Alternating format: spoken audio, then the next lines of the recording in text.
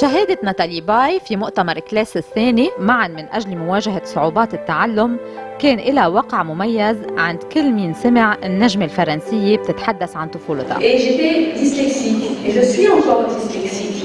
Ça va mieux. Je bidouille, je m'arrange. Mais j'ai encore des problèmes de dyslexie. أخبرت بشفافية كيف تخطت حالة الديسلكسي اللي عانت منها ومين ساعدها لتحويلها حالة نجاح وإبداع حتى أصبحت نجمة السينما والمسرح والتلفزيون الفرنسي وحصدت الجوائز والتقديرات العالمية.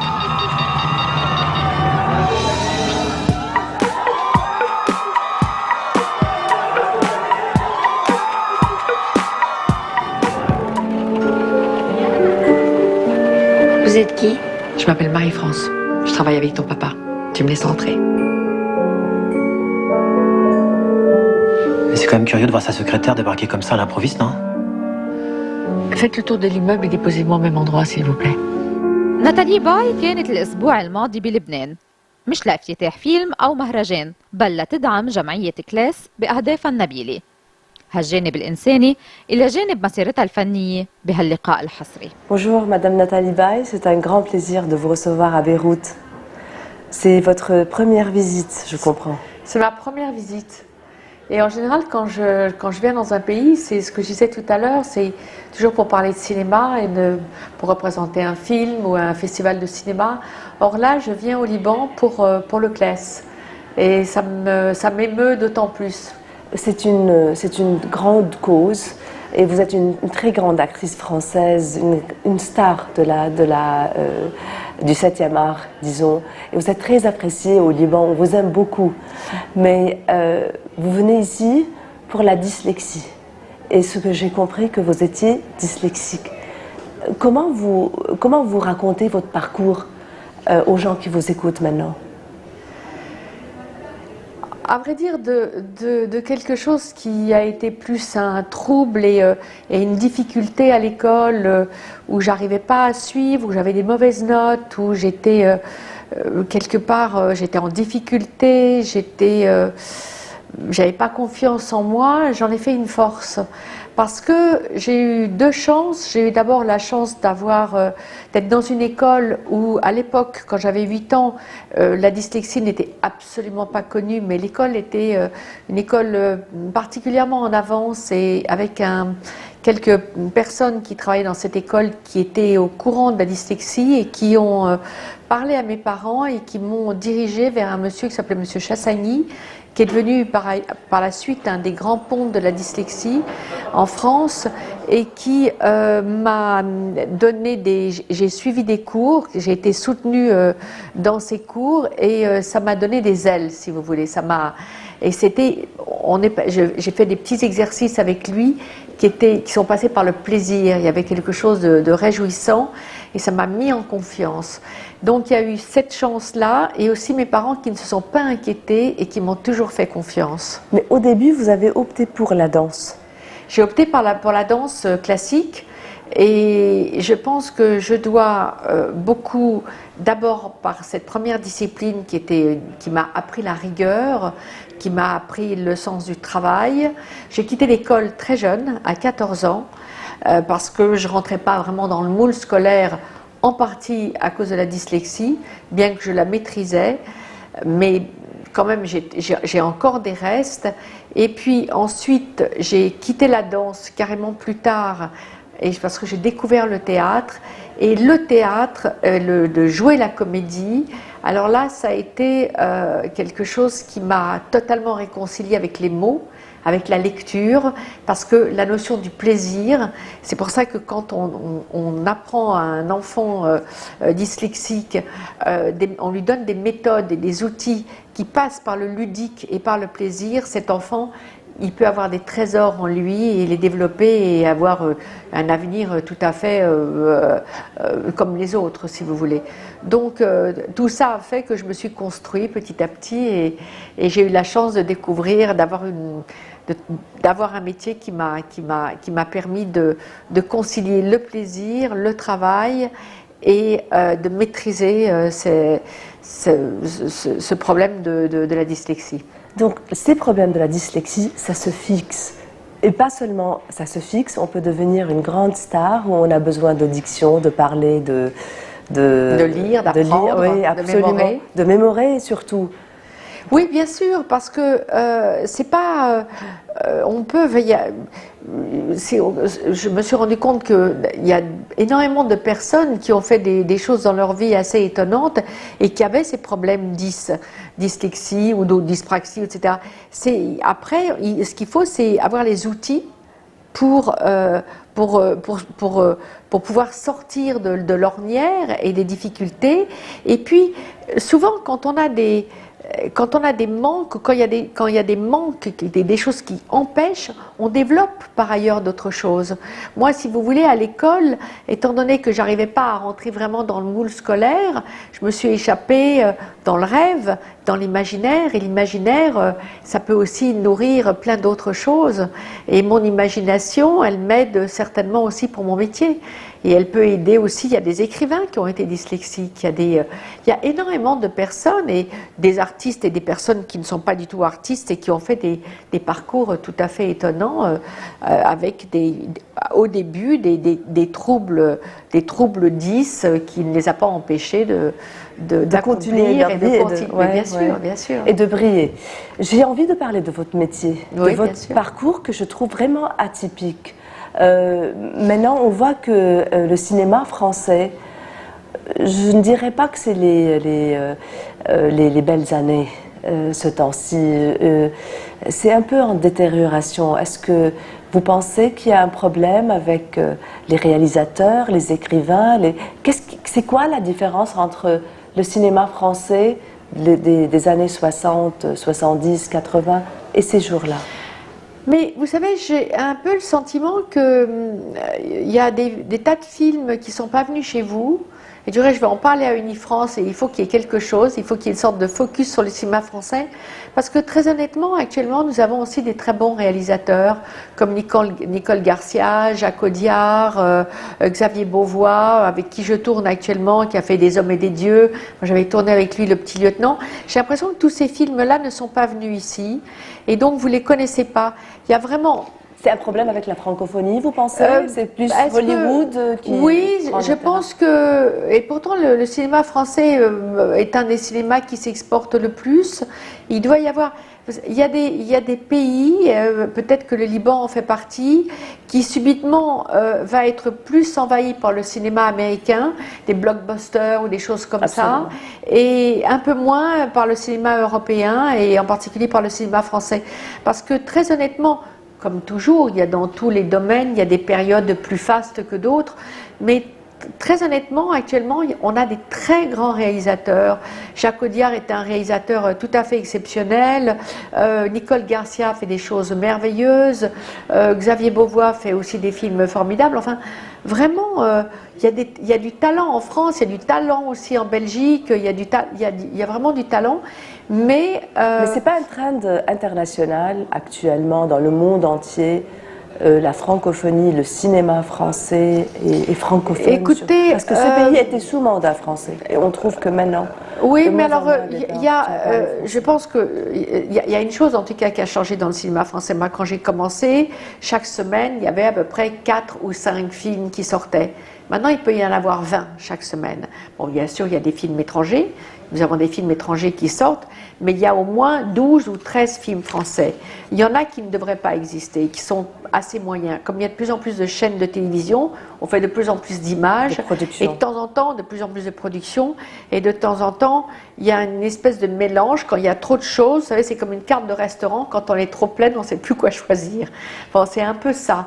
Mais quand même, nous avons encore des très très bons films chez nous, et il faut, je vais en parler aux responsables des Unifrance Film qui véhicule et qui fait connaître les films français à l'étranger. Je vais leur dire, allez au Liban et allez présenter les bons films au Liban, parce que c'est il faut pas normal ces pays. Ça.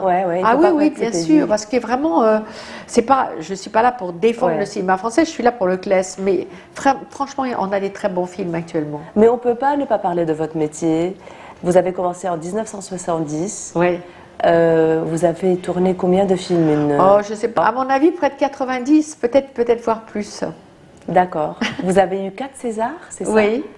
Et beaucoup de nominations, disons. Oui, et puis d'autres prix aussi ailleurs, mais les prix, tout ça, c'est très plaisant, c'est très satisfaisant, ça fait plaisir. Mais ce qui me fait le plus plaisir, si vous voulez, c'est que j'ai la chance de travailler avec des réalisateurs très différents, qu'on me propose des choses très différentes, que ce soit des comédies ou des films sombres. Je travaille aussi pas mal avec des réalisateurs étrangers, comme Xavier Dolan, qui est un réalisateur québécois qui a des prix sans arrêt à Cannes et qui est un extraterrestre tellement il est doué. Je tourne un peu partout et j'ai toujours gardé autant d'appétit pour mon métier et c'est ça qui me réjouit le plus. Parce que les prix, cela dit, comme j'étais dyslexique, j'ai jamais eu de prix à l'école, donc je me suis rattrapée un peu après. C'est bien ça. Mais je voulais savoir, vous tournez toujours, vous travaillez toujours? Ah, toujours. Là, j'ai terminé un film il y a à peu près une dizaine de jours. Non, j'ai même pas terminé un film. C'était un film qui se passe pendant la guerre de 14. Et comme la guerre de 14 a duré 4 ans, il faut 2 saisons. Donc, je le reprends le 21 novembre. Là, je suis en train donc de tourner un film. J'en ai tourné un. Je crois que cette année, j'en ai tourné presque 3. Il y en a un qui était à cheval sur 2 années. Mais vous avez travaillé dans des films où vous étiez l'héroïne. Oui. Et parfois, c'était le second rôle. Oui, mais je peux faire aussi des participations. Ça m'est égal, à partir du moment où le réalisateur est un réalisateur de grande qualité, que j'aime le scénario et que j'aime le rôle, il n'y a pas de grands et de petits rôles. Il y a des bons et des mauvais rôles. C'est très beau ce que vous venez de dire. Voilà. Mais parfois, je sais pas, il y a des acteurs, des actrices surtout, qui n'acceptent pas d'avoir un petit rôle, de n'être pas le centre, le focus. C'est dommage pour eux. C'est dommage. C'est dommage pour eux parce que l'essentiel, c'est d'essayer de participer à un bon film. Ouais. Vous savez, parfois on peut avoir une scène dans un film qui vous apporte des choses extraordinaires par la suite. Et parfois, vous pouvez avoir un premier rôle qui porte tout un film. Le film est assez moyen et il n'y a pas fatalement de répercussions. Ouais. C'est une qualité de rôle. C'est un rôle, sa qualité n'est pas due à la longueur ou à sa présence dans un film. Il est dû à la qualité de ce qu'il véhicule, à l'intensité de la scène. Mais est-ce que aussi c'est un peu être artiste, être actrice et non pas seulement star? Ah bah oui, mais moi, le mot star et tout ça, je ne sais pas trop ce que ça veut dire. Ce que je sais, c'est que je suis avant tout, j'ai l'impression presque d'être une aventurière. Ce qui m'intéresse, c'est les rencontres, c'est de travailler avec un réalisateur ou une réalisatrice qui a du talent, avec un bon... La première chose, c'est un très bon scénario, un scénario qui me parle, un scénario qui me touche, un réalisateur qui est en adéquation et en harmonie avec le scénario et qui sera en mesure de le réaliser. Et voilà. Et c'est la rencontre et c'est mon émotion artistique qui va primer. C'est pas en me disant ce film-là va me rapporter de l'argent ou ce film-là va faire de moi une star ou des trucs comme ça. Ça, c'est des mauvais motifs et en général, on fait des carrières qui s'arrêtent vite. D'accord. Voilà. C'est la sincérité, à vrai dire, vous savez, qui fonctionne. On peut parler en toute sincérité aussi de la vie amoureuse, disons. Oui. Oui, c'est possible, la vie personnelle un peu. Vous avez eu beaucoup d'amour, vous parlez de ces amours. Vous avez eu Johnny Hallyday dans votre vie pour 4 ans. Oui, mais c'est le père de ma fille et c'est un homme avec qui je ne vis plus mais qui reste très très très proche. Ah, vous êtes encore en contact? Vous êtes encore amis? Ah oui, mais moi, les personnes que j'ai aimées restent toujours aussi proches. C'est pas parce que la vie fait qu'on n'est plus ensemble qu'on arrête d'aimer quelqu'un, on l'aime différemment. C'était les années 80, c'est ça, 82 jusqu'à 86. Johnny Hallyday il est toujours d'ailleurs une très grande star. Il était le rockstar, le seul rockstar français. Oui, oui. Et puis, c'était comment? Il a eu beaucoup d'aventures. Ah oui, mais ça le regarde. Les femmes du monde entier étaient amoureuses de Johnny Hallyday et il était avec Nathalie Baye. C'était comment? Mais c'était une belle histoire d'amour et nous avons fait une fille qui est le bonheur de ma vie et voilà. C'est tout? Ben oui, Vous je vais êtes pas très vous raconter. brève sur Johnny Hallyday, pourquoi? Ben non, mais parce que je ne vais pas vous raconter ma vie avec Johnny Hallyday. À vrai dire, avant tout, c'est un homme comme les autres. C'est un homme qui est très sensible, qui m'émeut beaucoup et qui est resté très proche. On est resté très proche. Vous avez eu beaucoup de films dans votre vie et beaucoup d'hommes aussi. Ah bah écoutez, est-ce que c'était Hallyday, l'homme de votre vie? Non, c'était quelqu'un d'autre. Ah non, mais je ne vais pas vous raconter. Mais je vais pas vous raconter Mais toute ma vie. Mais parce que je ne l'ai jamais raconté, c'est pas maintenant que je vais commencer. Ah, jamais. Vous ne me parlez pas de votre vie personnelle. Non, ma vie privée, déjà, j'ai pas besoin de la raconter. On la raconte pour moi et on raconte souvent n'importe quoi. Ah, d'accord. Donc, mais il ne vaut pas mieux avoir votre version, comme il raconte n'importe quoi? Oui, mais vous savez, je sais que c'est très à la mode de raconter sa vie et des histoires de pipolade et de gossip et de comme ça. Mais moi, je rentre pas. Je lis pas cette presse-là. Je ne rentre pas là-dedans. J'ai vu les dégâts que ça pouvait faire. Je vois les mensonges qu'on raconte sur des gens que je connais, très connus, et on raconte n'importe quoi. Ouais. Et donc, plus on dit des choses, et plus on raconte n'importe quoi. Donc, si on commence à mettre le doigt là-dedans, on est fichu. Donc, mieux vaut laisser faire les choses. De toute façon, on ne les changera pas. J'ai beaucoup de respect pour ça, mais je lisais un peu votre vie. Vos parents étaient peintres, et tous les deux, ce que j'ai compris, vous avez vécu sans interdit, sans tabou. Est-ce que c'est l'impression que j'ai est correcte? Oui, sans interdit et sans tabou, c'est en quelque sorte, mais en même temps, quand mon père me disait, j'ai été élevée avec une phrase qui a été pour moi déterminante. Mon père me dit, on ne fait pas aux autres ce qu'on n'aimerait pas qu'on vous fasse à soi. Et ça, je l'ai dit à ma fille, je le dis à tout le monde, c'est la plus belle phrase qu'on puisse donner à un enfant. Parce que de trahir quelqu'un, on n'a pas envie qu'on nous trahisse. De raconter des salades, de mentir, on n'a pas envie qu'on nous mente. D'être égoïste, on n'a pas envie que l'autre soit égoïste. C'est une manière de respecter les choses. Et il n'y a rien de plus négatif, de plus toxique que les rumeurs, que les choses qu'on peut dire et qui se répètent, souvent qui sont fausses. Et quand on est connu, par exemple, ça existe, etc. Et ça fait beaucoup souffrir les gens. Et donc, j'ai jamais envie de rentrer dans les « il paraît que »,« on m'a dit que »,« on dit que ». Les 3/4 du temps, c'est faux. Moi, je connais beaucoup de gens très célèbres. J'ai entendu des choses sur eux. Une fois que je les ai connus intimement, je me suis rendu compte que c'était complètement bidon ce qu'on disait. Donc maintenant, je ne fais pas aux autres et je ne dis pas aux autres que j'aimerais pas qu'on dise sur moi. Parce que moi, j'ai besoin de voir pour croire. Mais ce qu'on me dit, c'est une chose, mais voilà, je fais attention. Ouais. Nathalie Weiss, c'est un grand plaisir de vous avoir à Beyrouth pour la première fois, comme on a dit. Et j'aimerais clôturer avec votre message pour l'audience arabo-libanaise qui vous écoute maintenant. Qu'est-ce que vous voulez leur dire? D'abord, j'ai envie de leur dire que je viens de découvrir leur pays. Je suis en train de découvrir leur pays. Je vais le découvrir parce que je vais revenir. J'ai toujours entendu toutes mes amies ou les personnes que j'ai connues qui m'ont parlé du Liban ou qui ont connu le Liban m'en parlaient avec enthousiasme. Et je ne sais pas pour quelle raison, parce que je travaille beaucoup, parce que la vie m'a entraînée parfois ailleurs, ou parce que quand je ne travaille pas, j'ai envie de rester aussi un peu chez moi. Mais là, j'ai vraiment envie de découvrir ce pays. Je trouve que les Libanais que j'ai rencontrés sont des gens extrêmement chaleureux, souvent très brillants, et que j'ai envie de leur dire que j'aime leur pays. Voilà. Merci, c'est très gentil. Merci c'est un honneur d'avoir cette entrevue avec vous et moi je suis une très grande fan. Merci. Merci. Merci. Allez, au revoir. Merci. Piste.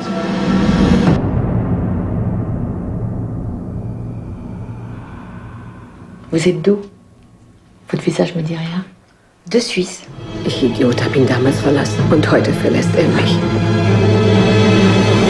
Ah! الصعوبة اللي تحدثت عنها ناتالي باي بشهادتها بالمؤتمر وبالمقابلة نصائح ومواكبة الأهل والمدرسة، دعم الأخصائيين ومواكبتهم لأهم التفاصيل، مع إضاءة على جمعية كلاس وتعاونها مع وزارة التربية والمدارس الرسمية بعد الفاصل.